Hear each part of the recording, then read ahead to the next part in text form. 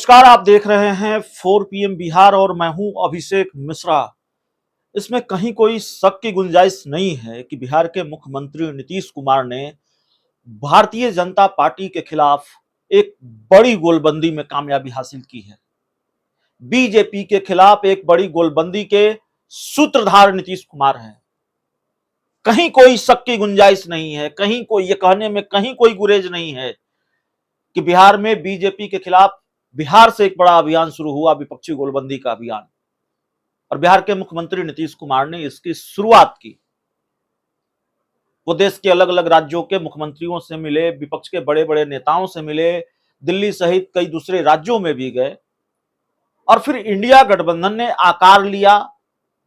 बैठकें दर बैठकें हुई, नाम तय हुआ और फिर बहुत कुछ तय हुआ। मुंबई की बैठक से बहुत कुछ निकलकर सामने आया, अभी और कुछ बहुत कुछ निकलकर सामने आना है।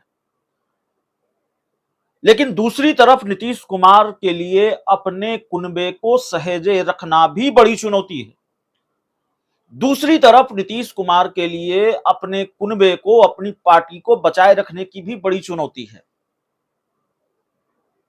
नीतीश कुमार के राजनीतिक दुश्मन या वो लोग जो कभी नीतीश कुमार के साथ थे, हाल के दिनों तक साथ थे और बाद में फिर अलग हो गए, वो ये दावा कर रहे हैं कि जेडीयू अब खत्म हो जाए कि तब खत्म हो जाए, नीतीश कुमार की पार्टी का अस्तित्व नहीं बचेगा। या तो विलय हो जाएगा आरजेडी में या उनकी पार्टी पूरी तरह से टूट जाएगी।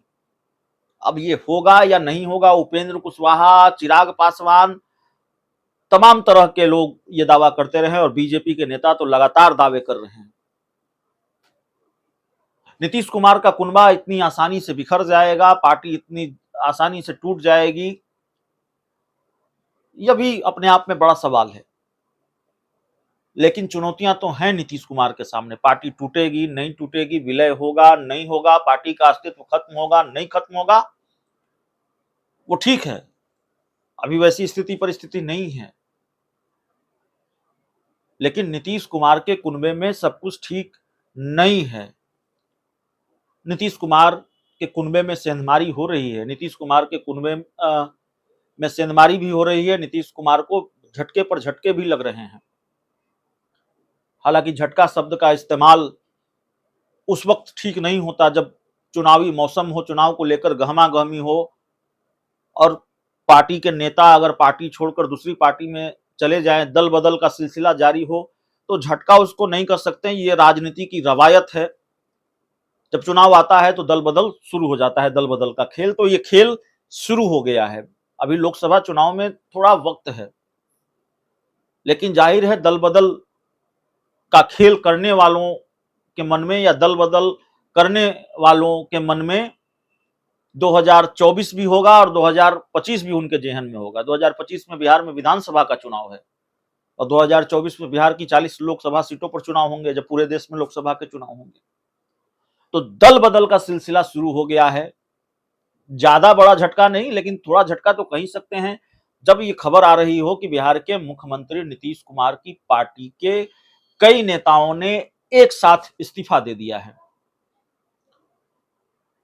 और आज ये खबर आ रही है, उससे पहले कई लोग पहले भी साथ छोड़ चुके हैं।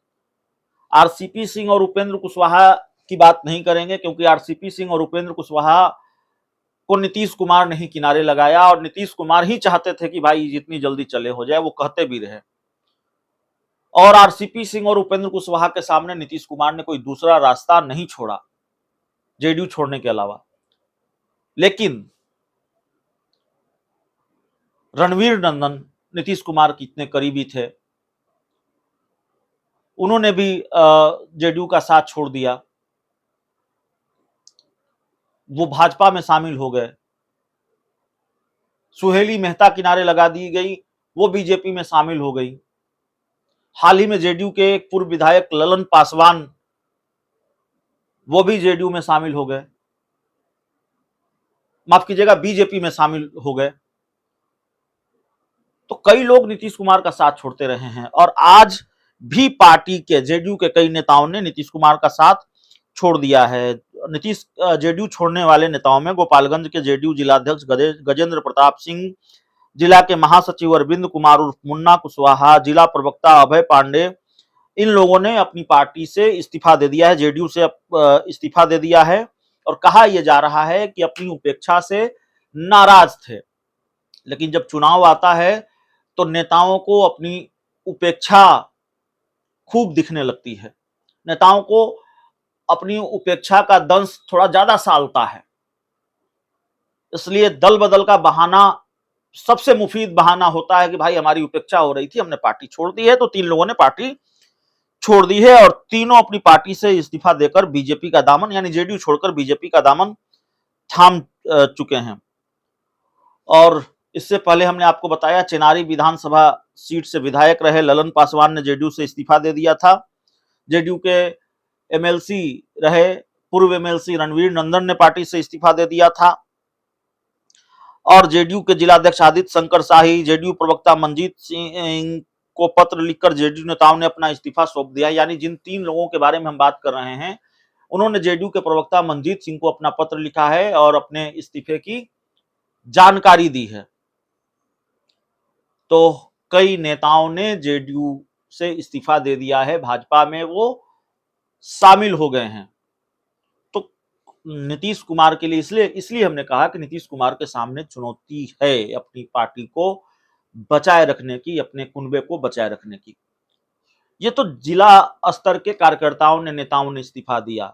इससे पहले नीतीश के करीबी रणवीर नंदन ने इस्तीफा दिया, पूर्व विधायक ने इस्तीफा दिया, कई लोगों ने इस्तीफा दिया।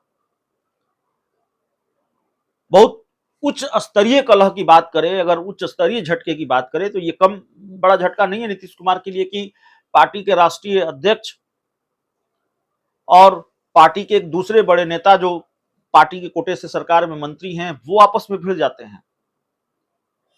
जेडीयू के राष्ट्रीय अध्यक्ष ललन सिंह और अशोक चौधरी के बीच का टकराव आपको याद होगा,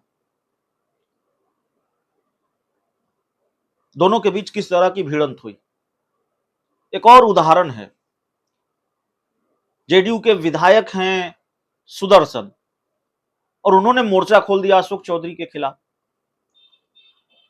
हमला ही नहीं बोला, ऐसा हमला बोला, उन्होंने कह दिया कि अशोक चौधरी ने मेरे दादा को बांसघाट पहुंचाया, मेरे पिता को बांसघाट पहुंचाया और अब मुझे बांसघाट पहुंचाना चाहते हैं या मेरी हत्या करना चाहते हैं। अगर इस तरह की उनके बात का मतलब निकालें तो, मैंने निकाले तो बांसघाट पहुंचाने का जो मतलब है वो यही होता है, उसको मुहावरा आप समझ सकते हैं।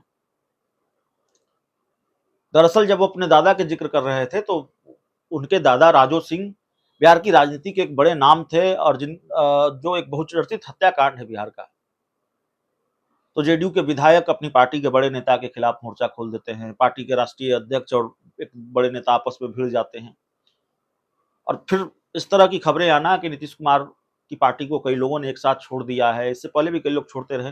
तो नीतीश कुमार के लिए अपने कुनबे में चुनौती है, अपने कुनबे को बचाए रखने की चुनौती है। बहुत बहुत धन्यवाद।